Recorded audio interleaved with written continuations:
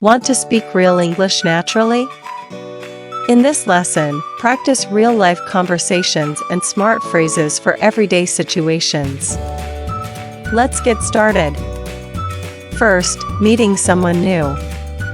Try, "Hi, I'm Alex. Nice to meet you." Ask, "Where are you from? What do you do?" Reply, "I'm from Lagos. I'm a student." Keep it light and smile. Next, asking for help politely. Use, "Excuse me, could you help me, please?" Or, "I'm sorry to bother you, but I need some help." Always say thank you after. Now, shopping phrases. Say, "Hi, I'm looking for a black jacket." If you need another size, say, "Do you have this in a medium?"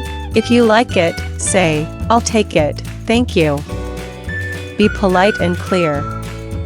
Small talk is key. Talk about weather or hobbies. Try, "Beautiful day today, isn't it?"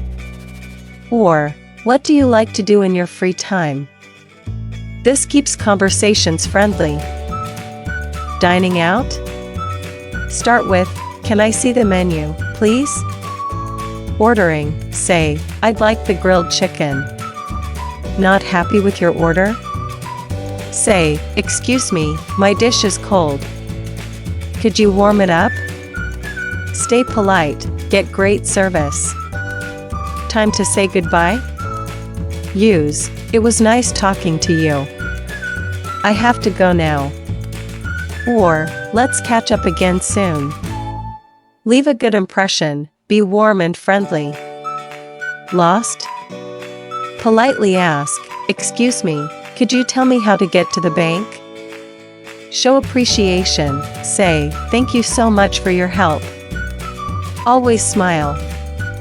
Need to set up a meeting?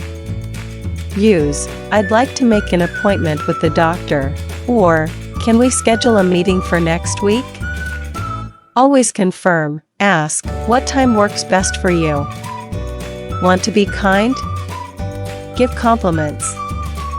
Try, "You look great today." Or, "I love your presentation, very clear and interesting." Be sincere and positive.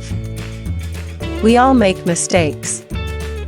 Apologize politely, "I'm really sorry for the delay." Or, "Please accept my apologies for the confusion." Add a solution, "I'll fix it immediately."